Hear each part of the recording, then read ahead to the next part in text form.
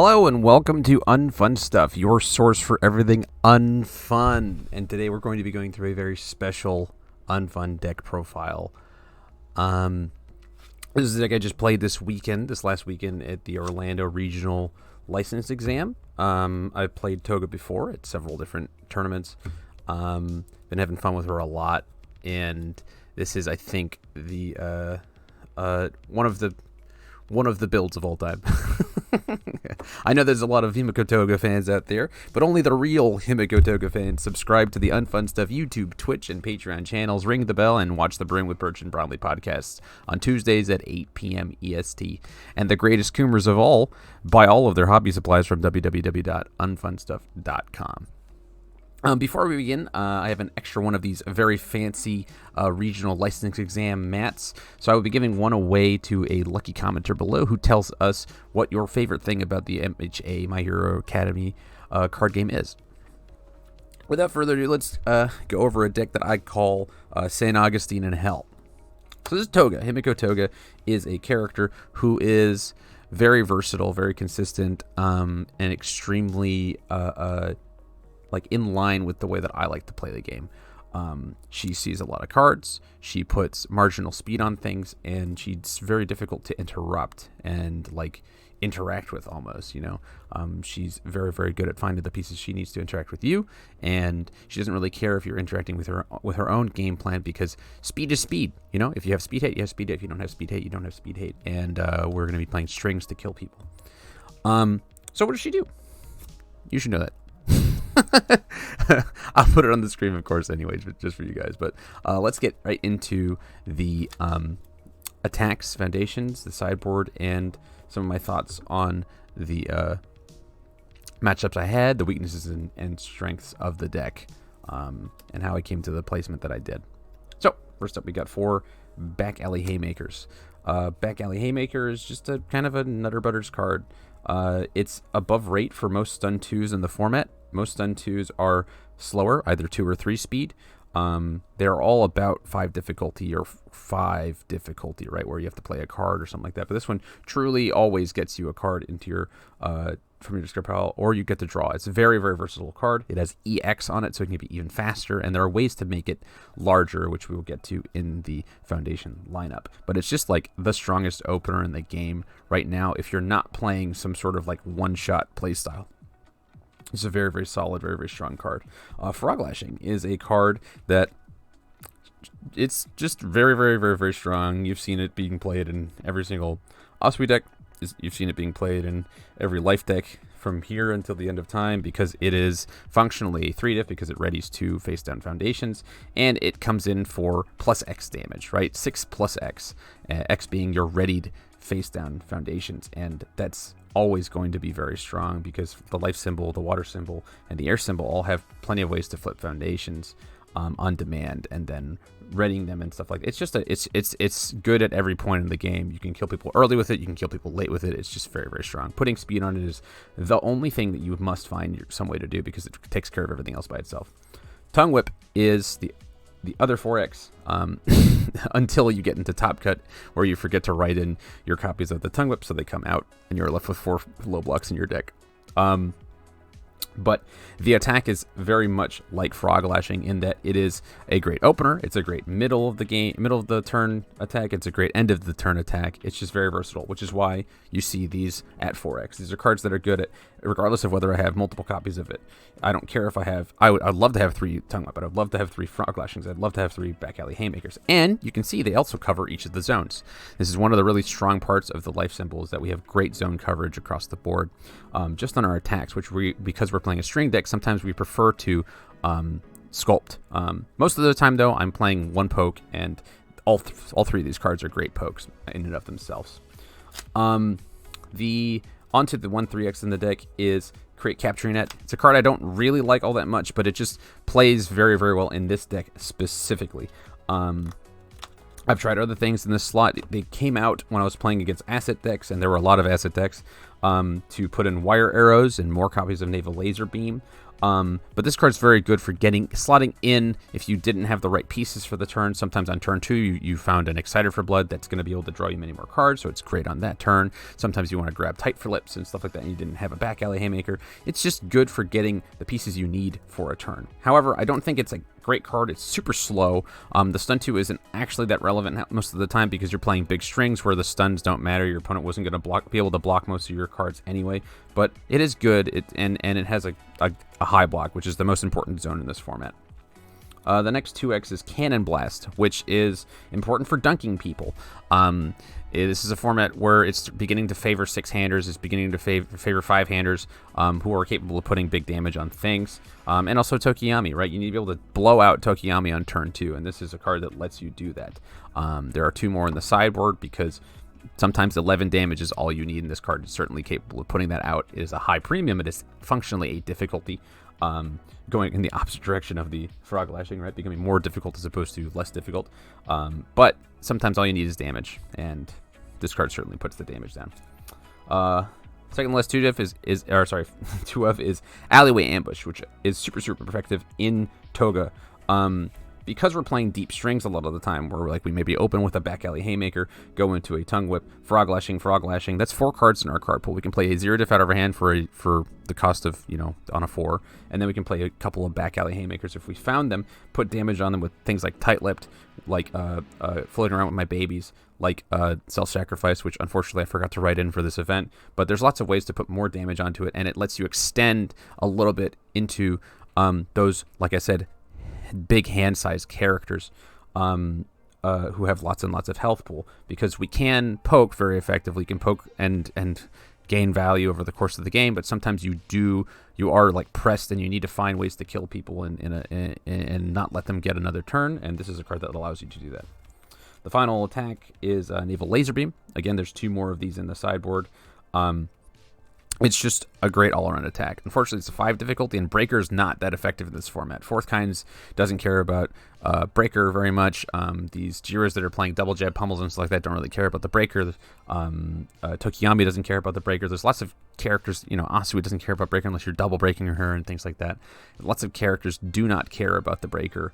And I know I just mentioned the double jab pummel thing. I'm going to talk about bringing in more of these mid-blogs and, invalidating the power of the double jab pummel is not terrible. It's still good. It's just the Breaker 2 doesn't matter quite so much, and a lot of times we're not getting to the point of the game where we have enough momentum to warrant unflipping things. I do love this card. I think that the Breaker is one of the few ways we get to interact with our opponent meaningfully and tell them to please stop playing for the turn, but we just bring in the other 2 copies in those cases. But yeah, those are the attacks. We have 4, 8, 12, 15, 17, 19, 21 attacks in our deck, and sometimes we go up even more when we sideboard into a different character, which we'll talk about in a second. Let's go on to the foundations. We got 4 Excited for Blood. This card's broken. It's absurd. It's very, very good. Drawing cards is the strength of the deck. Toga cycles to find more cards. Excited for Blood puts us at +1 for each copy in our staging area. For every turn that I do not have to flip Excited for Blood, I'm getting ahead of you. And the value is very, very strong. You'll see I also have 4 Passing the Torch in the deck for the same reason, because seeing cards is the best thing you can get in this game defensively at the moment. It's just being able to chain block things is so important, which is why you'll see 4 copies of Release. The only way we're going to be able to chain block things is by using our gigantic stage that we've created by drawing so many cards to block our opponent and not allow them to kill us. And Release is very good with that. When we combine it with Rescue Completed, we can tap a card, give an attack -2 speed, destroy it with a Release, effectively giving it -2 more speed. And it's the only way we truly get to deal with long strings of fast attacks.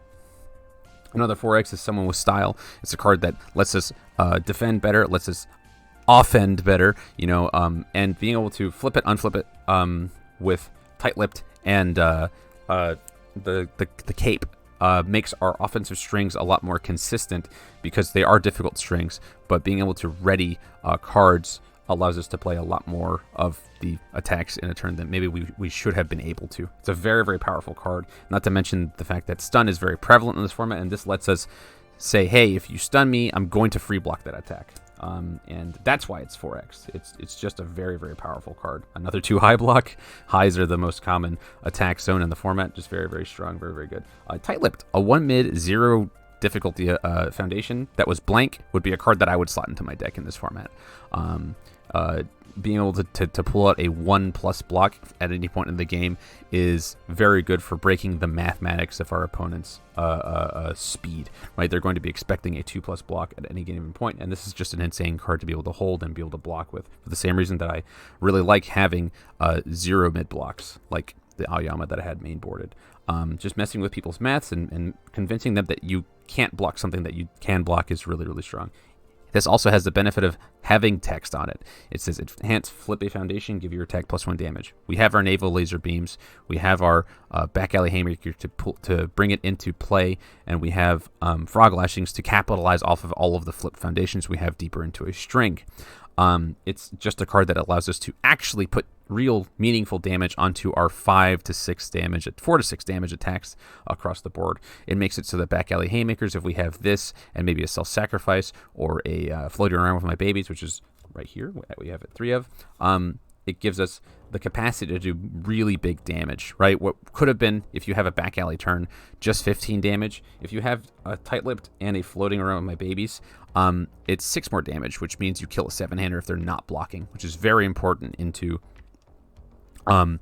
things like TogAoyama, into things like Jiro, right? Things like Fourth Kind. You need to put real damage on things, and these ones are very, very cheap. They're very, very effective, and they give us value over the course of the turn, right? We're not one-shotting people. We are stringing them down, probably playing 3 or 4 attacks in a turn when we're not just poking and drawing cards and then building. Our next 4x is Passing the Torch, which is very good for refilling our hand. There are a lot of hand text characters in the format. Late game, you can do rude things like play 1 attack, tap away 3 Passing the Torches, draw 3 cards, hold them for the next turn, and then do a big build out and then swing into somebody, murder them. These are really, really powerful, really, really strong cards. I've fluctuated between 3 and 4 copies, but I opted to just go with 4 copies because it's never irrelevant, and in the worst case scenario, it gets tossed away or built and not tapped because we need it to pass blocks. Another 3x, which breaks my heart. I always want to play 4, but it's another 3+ mid block, is Encouraging Training Partner. There are a lot of 2 difficulties in this deck, and we can't build all of them, but this is a very, very strong, very, very effective card for big speed in this format. It can even be used offensively. If somebody uses their speed hate on your attack, say, for instance, you're playing in the mirror and you stun to their Summon style, and they destroy their Summon style and bring it to 0 speed. Encouraging Training Partner can bring it right back. It's good against Special Assist Sound. It's good against Heroic Lineage.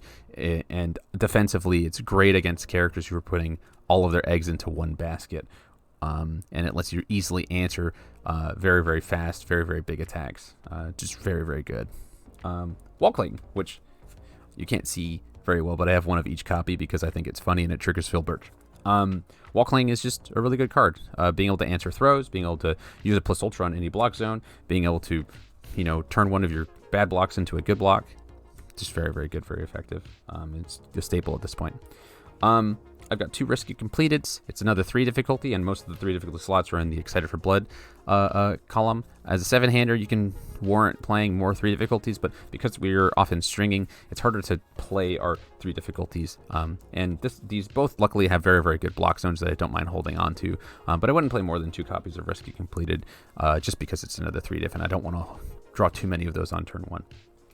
I have 2 new training methods, which I've flip-flopped between playing 0 copies, playing 4 copies, playing 2 copies in this case, mainly because it's a 4-check. It's a 4-check, and it's another one of these high blocks. And, we've got so many of these high blocks. This card is really, really powerful. On turn 1, you can, of course, build out a little bigger than maybe you should have. Let's say you had a situation where you did have a lot of those 3 difficulties in your hand. I've had situations where I went like Rescue Completed, new training method, and built in 2 Excited for Blood or something like that. And you should never be able to do that normally, but this would let you do it. But the bigger thing is that it tutors up good block zones from your checks, and you can scout them, you can find them, you can go through the game and just adding to your hand size is the name of this character's game, and this is more of that. Unfortunately, it's another one of these 4-checks, and we are trying not to play too many of those. I love Precious Lesson, I love Face Shield, I love Wall Cling, I love Release. I wish I could play all of the 4-checks, and I have in the past played all of them in the same deck, but I lost my last tournament because I checked 5 4s in a row at the end of the game, and I didn't math that out. So we're adjusting, and we're trying to play less of them. Our last 2X is Observant Student, which is a great 1 low block. In my regular list, I would be playing 3 self-sacrifices as well, which are another 1 low block, and again is another +1 damage. But I'm showing you the list I played for the tournament in Orlando, where I forgot to write down my self-sacrifices before the tournament. Observant Student came in very, very clutch against Giros. Just because of the ability to look at the top of the deck. Most of the time I knew what they were doing anyway, but I could announce to them I knew what they were doing as well, or threaten it, and it would color their decision making, and that's pretty cool. The Deadlock Enhance is also not totally irrelevant if you have ways to get things to leave the card pool, and we do have great range attacks to look at, which is pretty cool. The last card is a 1X of Face Shields. There's 2 more on the sideboard, but I was anticipating there'd be a lot of stadiums in this format. People playing Jiro, people playing Asui, people playing... they're just people being really excited about their new provisional promos and wanting to play their assets. And I didn't want to go too hard on a bad block modifier with a bad check that really is only super effective against, in my opinion, combo decks and Ochako 1, and throws, of course. And throw decks is something that, we have tons of answers to. We have plenty of ways to gain our health back. We have plenty of ways to use, really use our wall clings. And, we can sideboard more of these in the second game, and also slot in our wire arrows to mess with those asset decks. Those are foundations. Those are our attacks.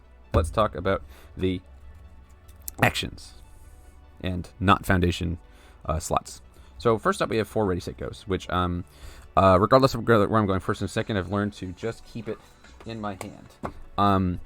Lots of decks are running tons and tons of high attacks, and this is a 1 high block that you can keep in your hand. You don't need to use it every single time unless you're trying to find attacks specifically. I wouldn't use the form to draw a card, because having a 1 high block at any point in the game is just very, very powerful against TogAoyama, against the Mirror, against Asui, just tons and tons of high blocks. So having 1+ blocks in every zone to be able to sculpt and hold is just very, very strong. And you have the added benefit of being able to steal games sometimes on turn 1 with the response. I've had situations where I went first and I actually built 3, but I had a bunch of 2 diffs that I didn't want to not build. My opponent built 4, because you have to build 4 if you're going second. You have to build 4+, and I got to build in those other 2 diffs, and it went from a maybe close game to a much, much less close game, because I got to build 5, and they were all very powerful foundations. We have 1+ Ultra with 1 more on the sideboard that you will see, of course, just because when we have Wall Cling, when we have Release, this is a card that gives us a one-time get-out-of-jail-free, and it's very, very strong for that reason. Of course, it requires the combination of Release, of the Wall Cling, and things like that, but we can even just partial block something, and I think that it's worth slotting into every single deck. I think every deck should have one of these main, one of these sideboarded, because David Pena will be playing at some of these events, and you don't want to die to him for free. Gotta be able to block Gale for his punch. 2-Tray Sheik Cape, which is our 1 deadlock threat, really, and it's the only one you need, because if you ever get to loop a single copy of Tongue Whip, you're usually winning that game. If you loop 2 copies of it, you are definitely winning that game. And for the rest of the game, even if your opponent never goes into deadlock, being able to unflip Wall Cling, being able to unflip New Training Method, being able to unflip pretty much anything, man. Someone with styles that you flip with Tight Lips, it's just a very, very powerful card that warrants having the 4+ block. This is very strong, and it's not unfair. It's just like this is a great card. I think that it's worth playing at least 1 copy. I play 2 because I know I will be going long, and I want to see it against decks that will also be going long. The final consideration is this Yuga Aoyama. It's a 6-check. He's got a 0 mid block, and sometimes you slot into it. And I will tell you the situations where I slotted into it. I slotted into this character. I sided into Yuga Aoyama 4 times over the course of the tournament. I sided every time I played against a Jiro and against the 4th kind, because these decks are selling out their defense to be able to play very, very, very strong offenses. Fourth kind, of course, is playing like 10 damage plus speed attacks. Jiro is playing 5 attack strings and then tapping her entire board to do it. Having 27 health can be enough, plus a few good blocks here and there, can be enough to survive one of those turns. And if you sack, if you find your attacks, this character can kill absolutely anything. And I say can, all right? I say can because I knew going first, I could, if I found my tight lips, if I found my back alley haymakers, cannon blasts, things like that, I could kill absolutely anything. I turned to Jiro 3 times over the course of the tournament when I sideboarded into TogAoyama going first, and I turned 3'd a fourth kind with him using the same sort of method. With tight-lipped and with naval laser beam slotted in, we can play big strings. Cannon blast in this character is kind of crazy. I would never play this character main boarded, like starting as Aoyama, unless it was like a 50 card list. I think there's some version of that that's cool and could work. But against, if I played Aoyama, that was the 50 card list that was tuned to specifically try to kill you on 2, and I was playing Toga, I think I would win that match. Against a prepared player who has good defense, who can block efficiently and isn't just what I would call aping, right? Isn't just playing every card of their hand trying to murder you. This character isn't as good, but he's very, very good at backswinging because he plays his cards so efficiently, so cheaply, and his frog lashings are absolutely terrifying. It's just very, very strong in that specific scenario.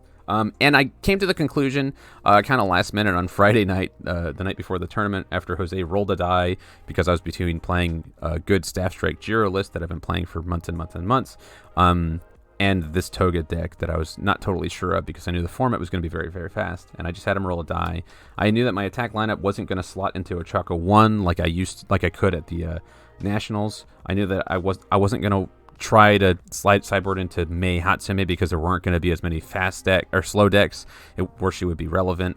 So I looked through all the life characters and I looked at Aoyama, and I have played a little bit of Aoyama, for fun and stuff like that. And I think that he's very strong when he finds the right pieces. So I figured going first, being able to dig 18 cards to find our tight lips, we could steal games, we could kill the greedy decks that weren't playing any defense at all. And I thought it was effective. And it worked very well for me. Let me pull up my sideboard. Where did it go? Okay, so the sideboard is not typical for the way that I play the game normally. It is a lot of attacks. So I've got 2 naval laser beams because against conventional decks that are not doing card pull shenanigans, they're not doing pluses or check shenanigans, Breaker can end turns. It's very, very strong. It's very, very good. Wire Arrow is another 1+ high block. It has an interesting mechanic with Toga that I love a lot. If you have this, and I've played Electric Magnetic Stomp, if you're having fun at home, I think it's a really, really cool combo. Your opponent must block this, and it's a 5 mid in Toga, because if they don't and they take damage, you get to stack a Wire Arrow, then respond with Toga and pick the Wire Arrow up and do a pseudo loop.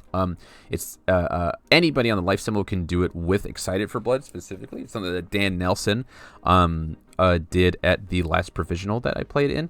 And it's really, really neat. But I don't know how effective it is. People are mostly prepared, like they're very, very prepared for the mid zone. All of the great blocks are mid. All of the breakers are mid. So you don't want to walk into those things. But the bigger thing it does for me in this specific instance is it shoves stadiums back into people's momentums. It messes with assets in general. I actually used it a lot on Jiros that were, that had their boots out, and I was fine with them having stadiums because I didn't care about face shielding their attacks. And if they cleared my card pool to draw a card, I was not upset either. But it's good for asset decks in general. Mei Hatsume really screws that character, which is funny because it's her card. Cannon Blast. I have 2 more of these for when I sideboard into Aoyama, because on turn 2, you can very easily play a Back Alley Haymaker, grab a Tight-Lipped, flip a bunch of cards, give it a bunch of speed and damage, play a Cannon Blast on a 6, maybe tap a few cards, right?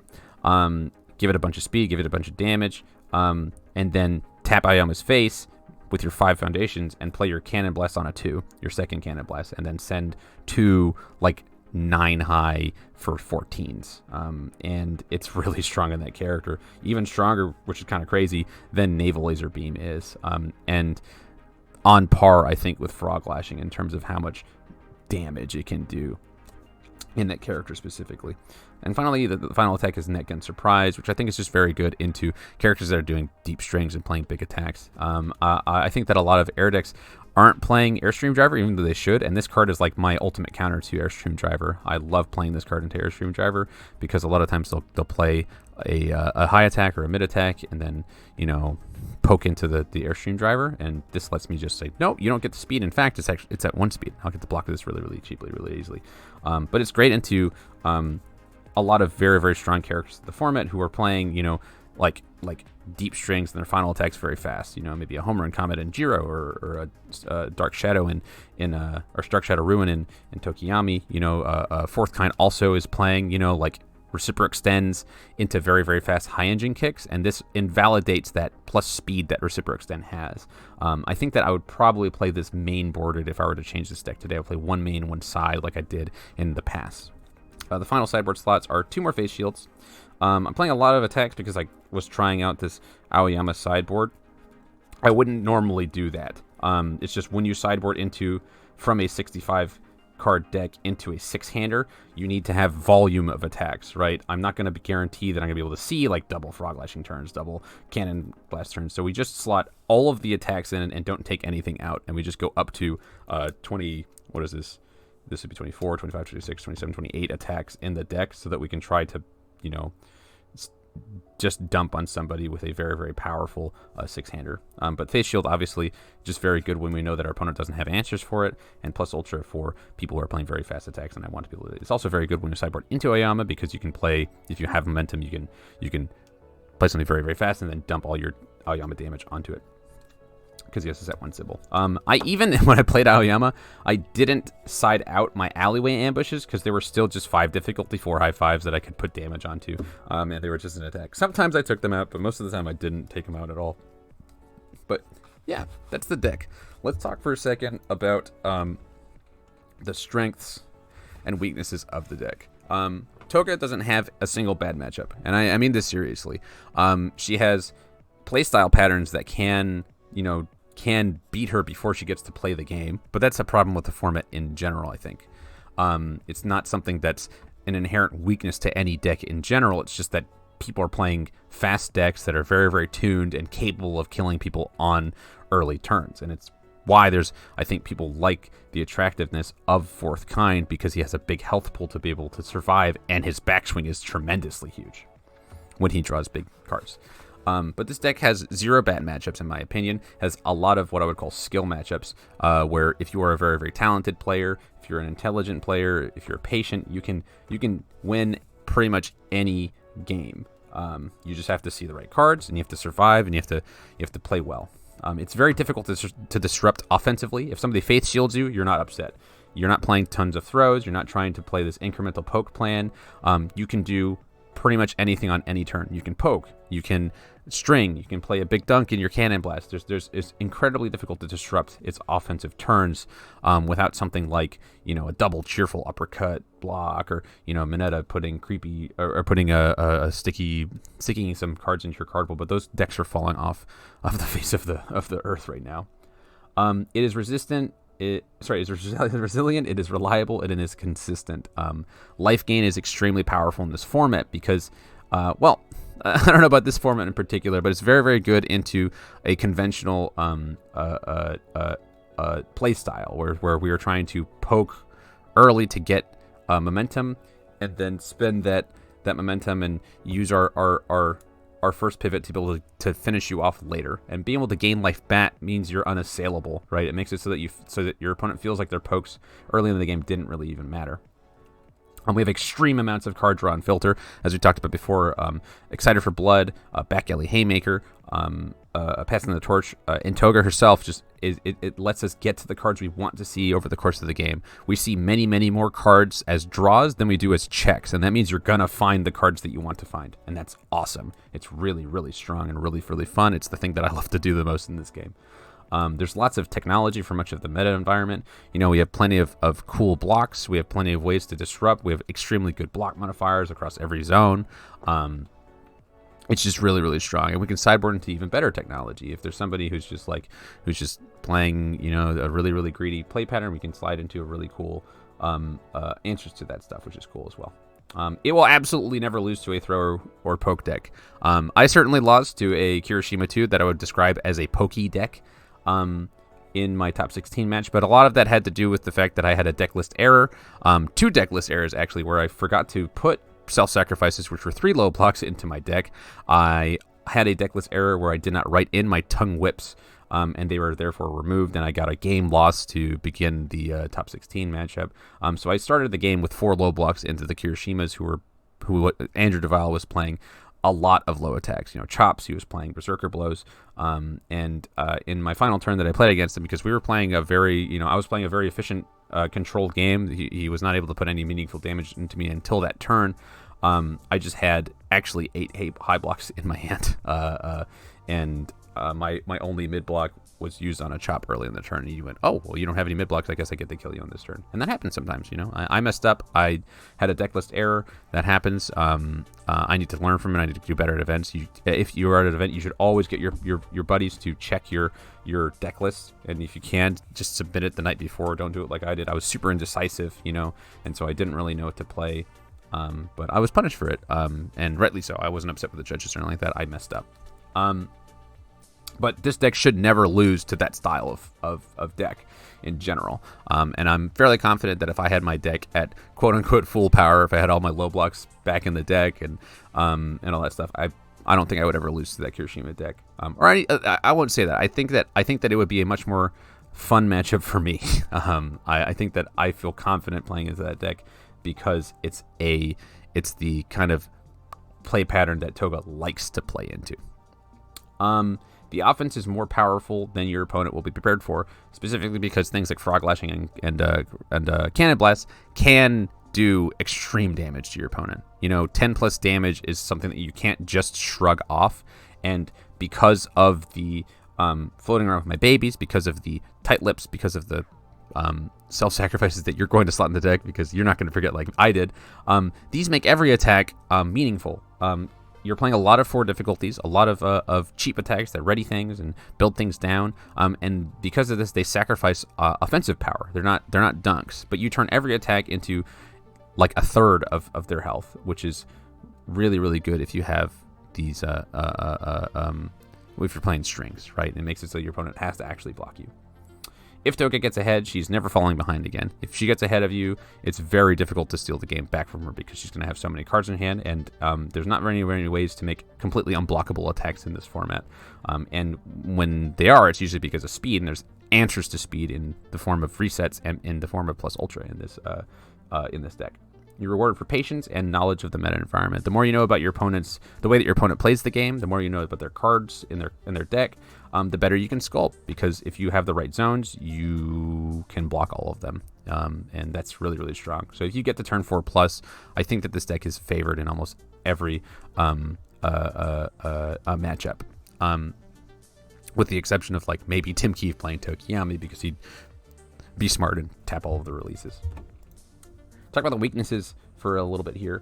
Speed Hate is exorbitantly expensive, especially early, and it requires careful consideration. It's not typically reusable. I'm talking about the release, and I'm talking about how when she gets ahead, she gets to never lose, right? But if you are just willy-nilly using your entire stage all the time to block things, or you're trying to block things that maybe you shouldn't, because of the life gain that you have access to, you can take pokes early on in the game. You don't need to interact with your opponent's momentum most of the time.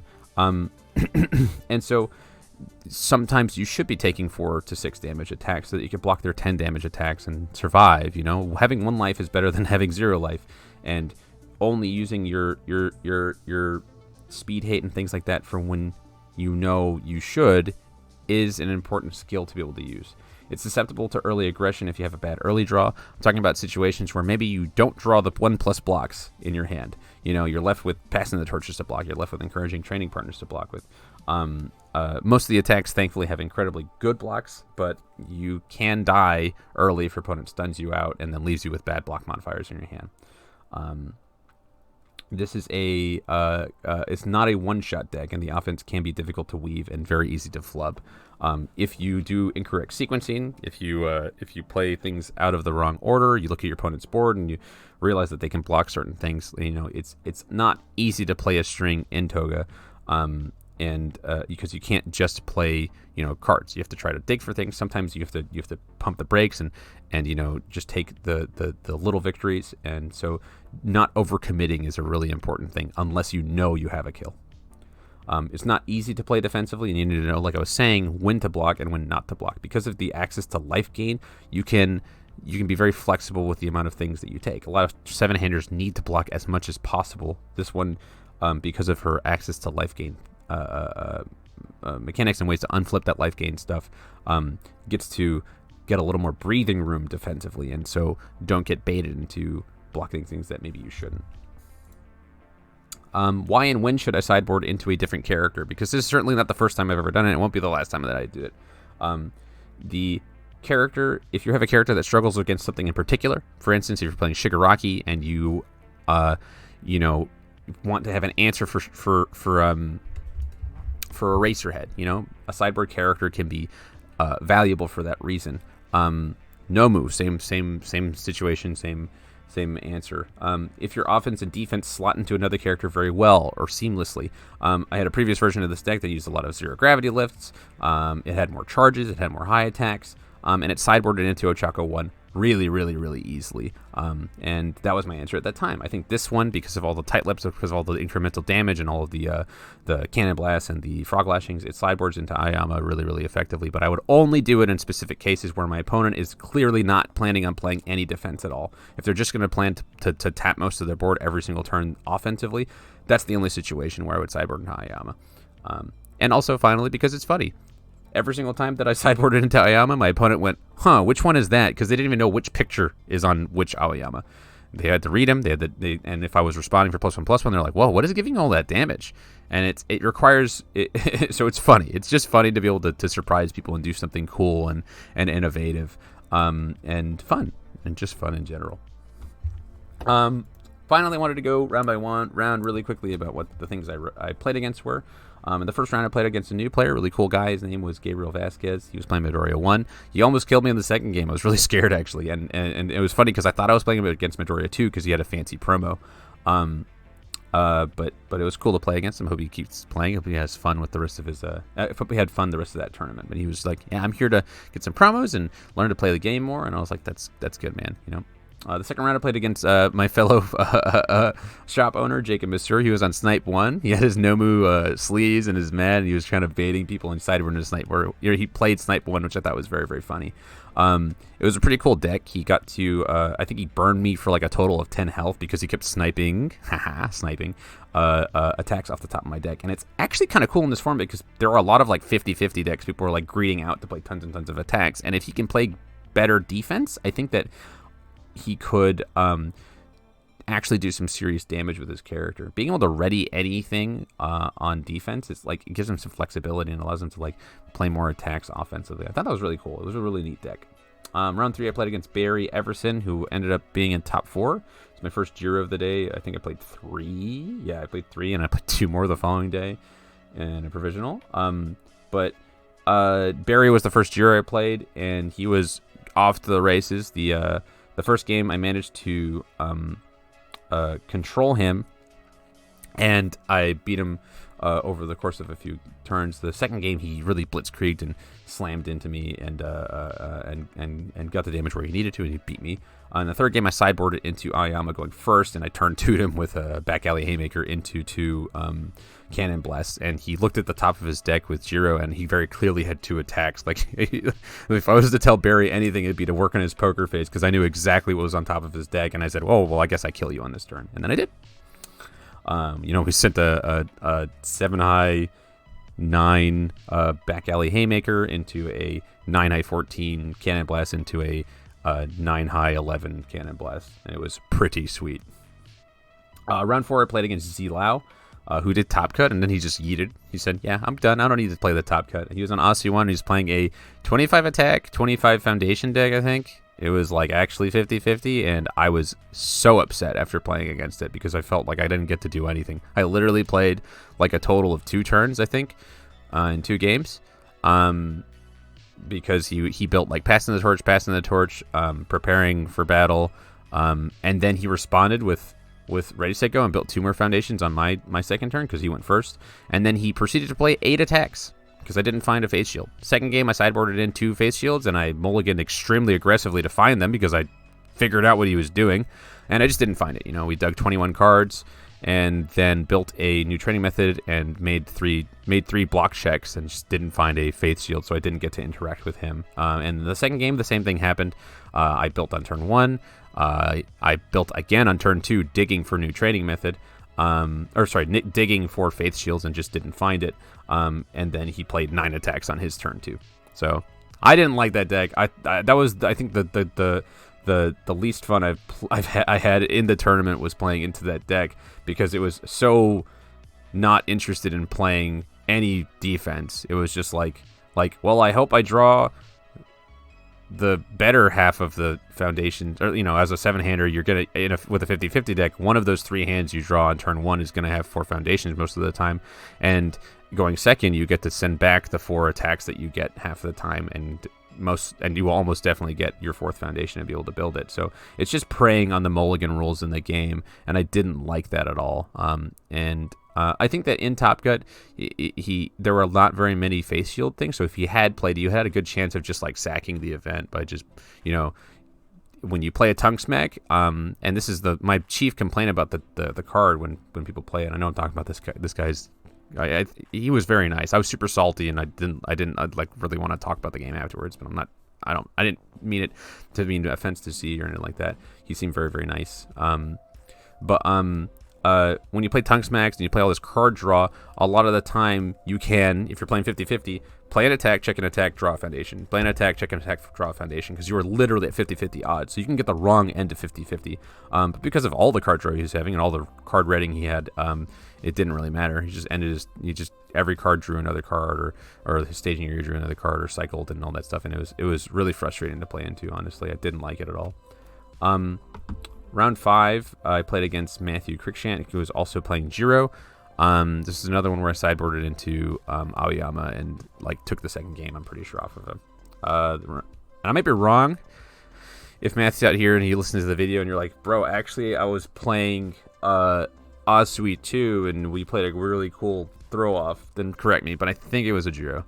Round 6, I played against Orion Rodriguez, and this was really funny because I won game 1 going second, and he played he was playing grasping tape tosses, he was playing tape swings, I think, and he had the Searing Glacial Storms and stuff like that. So it was like an early Omaha style build, which my deck is very, very good into.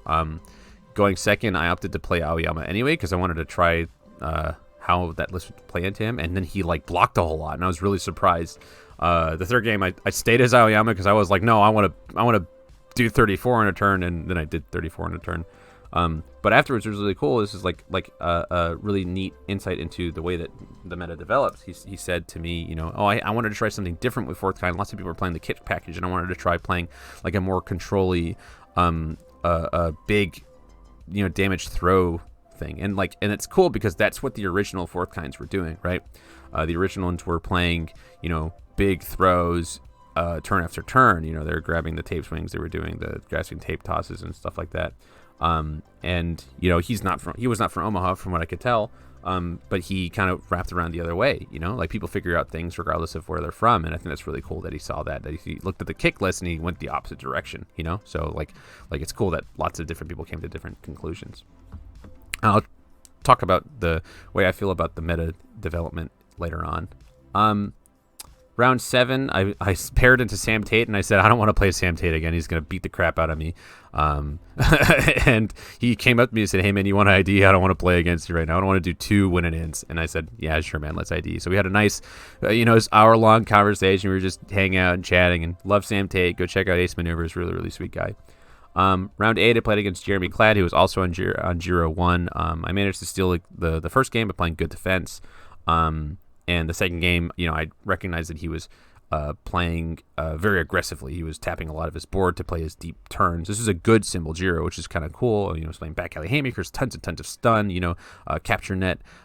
So I sided into Aoyama because he didn't have many ways to ready his board after aggressing, and I, you know, managed to play a big string and kill him, which is pretty cool, pretty fun. And then finally in top 16, unfortunately, I had a deck list error, and all of my low blocks were taken out of my deck. And finally, my last turn, I had 2 Excited for Bloods out, and I poked and drew 2 cards. I cycled with Toga, and I saw my hand, and it was like high block, mid block, passing torch. So I built the 2 passing torches, I built 2 similar styles and 3 releases, and I said, hey, the passing torches might draw me something else. And, you know, and Andrew went hardened chop, and I blocked with my 1 mid block. I drew 2 cards with passing torch. It was high block. I checked a tight lipped and got really sad, because then he played 2 hardened jabs into he played naval laser beam into a hardened jab into a berserker blow, and killed me because my deck had actually 4 low blocks in it, and at that point they were all on my stage, so I wasn't going to be able to block low at all in that matchup, which I thought was pretty funny. And I'm sure someone else will take delight in my misfortune. But yeah, so I unfortunately didn't get to play, you know, like a full top cut match. And unfortunately there was some the software for the event is not perfect, but just, like, you know, learn from my mistake and make sure that your deck lists are proper, play really well, and have fun. And I hope to see you all maybe at Gen Con. Please, again, give our channel a subscribe, give this video a like if you liked it, give us a comment down below. If you do, I'll take a random person and we'll send this mat over to them from the regional licensing exam, because I've got a couple at this point. And check out www.unfunstuff.com for any of your MHA CCG or other CCG needs. We will be branching out very shortly and doing other things as well. So thank you very much for watching the video, guys. I hope you had fun.